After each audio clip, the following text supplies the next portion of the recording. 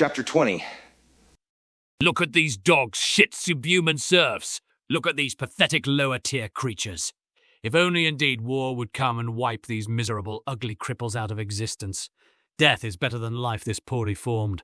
Not once in history has this mass of pitiful, dumb humans been worthy of their existence.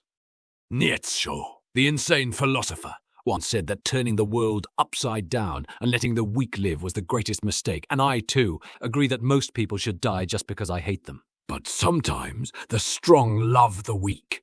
What then? A strong creature will protect the weaker creature it loves, and the soul would stain sour from bloodshed.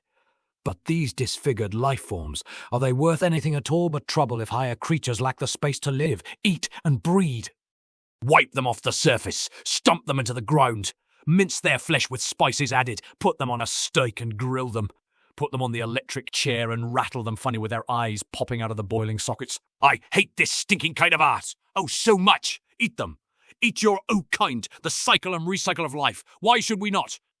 His father, Mr. Cage, was lecturing his wife on the very top floor of a 250-story building looking outside the window. He wanted to spit at the city, but he did not want to stain the glass. Yes, darling. Kay's mother proceeded to read her book, dressed in crimson velvet. She was already used to her husband going mental on the regular, holding insane monologues about his repressed self. Being the master of millions of slaves was not enough. He was suffering. Or rather, celebrating megalomania with a desire to change the world. She, too, was evil by nature. Hate is what I love. Die, they shall die. Cage was screaming with lungs full of rage. He did not seem right in the head. Perhaps he was insane, but highly functional and intelligent. His wife heard him but didn't pay attention. She just tried to simultaneously read and listen to his nonsense. Honey, would you still love me if I became the leader of the new world? If I became a bloodthirsty tyrant? You would still love me, right? You would still caress my hair when I'd put my head in your lap. He needed confirmation from his wife that if things would change, she would stick with him till the bitter end. But would he sacrifice his own lifestyle and comfort for his megalomania? He despised people so much, in fact, that he would force them to commit crimes. Cage imagined the great fun of a burning circus. His silky sail was set for old age and death. But was it what he truly wanted? If an opportunity to become a warlord presented itself, would he just stand still and watch it fade? He fantasized about murdering the masses and addicting vice to spawn from his doomed soul. He needed science on his side. The next military weapon that blows human ants to smithereens more effectively than ever. Anti-energy bombs swallowing whole cities. A biochemical weapon. Bats and rats with cyanide syringes attached to them. What he needed was to become the ape with the biggest stick. To become the one alpha monkey swinging it. Putting fear into the eyes of everyone watching. The dumb baboons, oblivious to history lessons, would act upon their emotions as if it was happening for the first time. Yes, honey. I would still love you, no matter what. She was aloof. Her tone always the same. She indeed would still love her little boy that was her man. I just want to achieve something, dear. They won't put me down in the history books otherwise, you see. And I remember, when I sat in school, I looked at those leaders in the books and thought, that could be me. I could be one of these great warriors taking the world and proclaiming it as mine. Perhaps it was my dream all along. Deep, deep inside my mind, somewhere hidden, was my destiny to become a warlord. He lied. He told phony tales. He never felt a single thing when looking at fools in history books. In fact, Cage thought they were mentally ill or bored beyond comprehension to be bothered with manslaughter. What he was interested in was writers, philosophers, and scientists. Yes, they seemed different. They seemed knowing, special, unique, full with secrets, but only giving away a few, if any at all. What's a brute next to a gentleman but a lesser creature? Philosophers, scientists, intellectuals. Those were the words that rang in his ears like songs sung by a sea angel of blue and orange color shivering in the cold Russian sea. You have a very, very, very fulfilling life. Do I dare to say complete? Perhaps you are the mere reason they were looking for something better than capitalism. Haha! Susie giggled. She loved that her man was super successful. She married him young because in her hip bones, she knew that he was a great investment. The beautiful nose had sensed the idea that Cage would become a great capitalist and a rich man, but at the cost of him selling his true desires, or at least keeping himself blind to them. Atsu herself was devilish. The comfort of a good life and a powerful husband was what she always wanted. She was the one that was satisfied and in the center of the family. She liked her man and loved her son. Yes, but will I go down in history? I need to be remembered. What is a life worth if one is not remembered? Cage frowned. What do you care, my love? You will be dead anyway. Atsu is right. Once dead, it does not matter what happens in the world and what is written in the history books.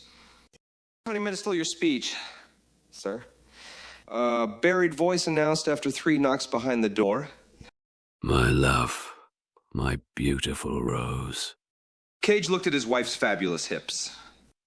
Just let me have a little fun. Just a little, okay? He was squeezing the air between his index finger and thumb about the distance of half a micron. Don't go crazy, Cage. Only because you want to feel energized.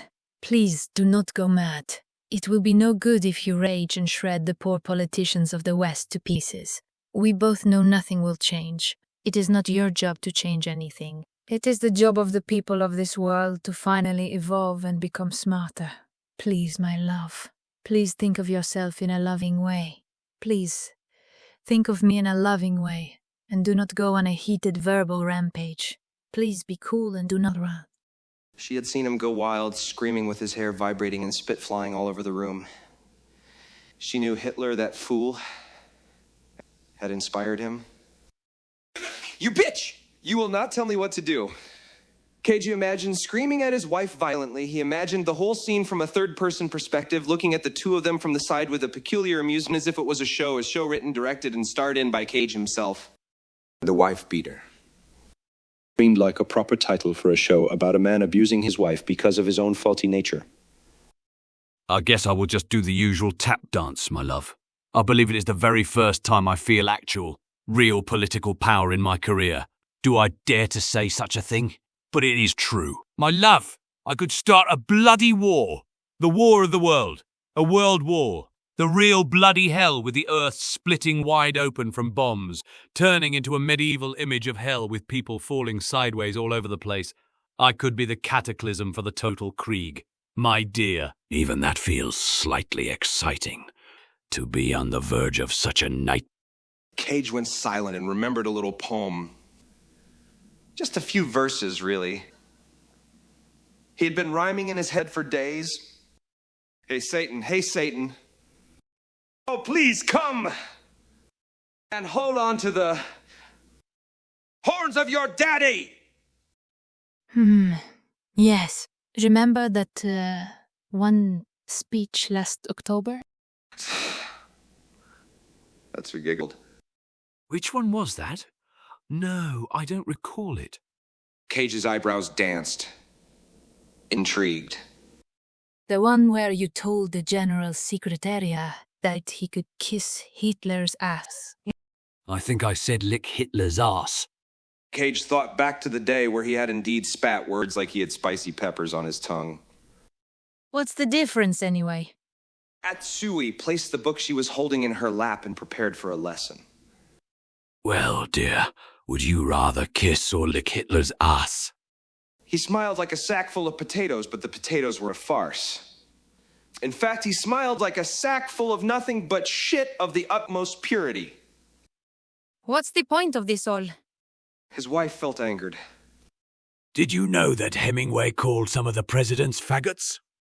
What does that have to do with anything? Atsui shook her head in disbelief and returned to reading her book. A luxury item, really, just for the feeling and scent of it.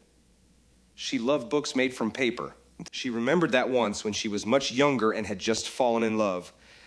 She was profoundly hurt when Cage called them tomes of shit, when he found out how much he had spent on something that one could get for free. She also wanted to know which of Hemingway's books said such things, but was a little bit too embarrassed to ask because her man knew such things, and she, the bookworm collecting them, did not. Was there a gay president? Did he have a loving romance with perhaps another president? So many questions started to race in Nate's spaghettified mind. I think I did a good job of making that poor fellow a damn clown.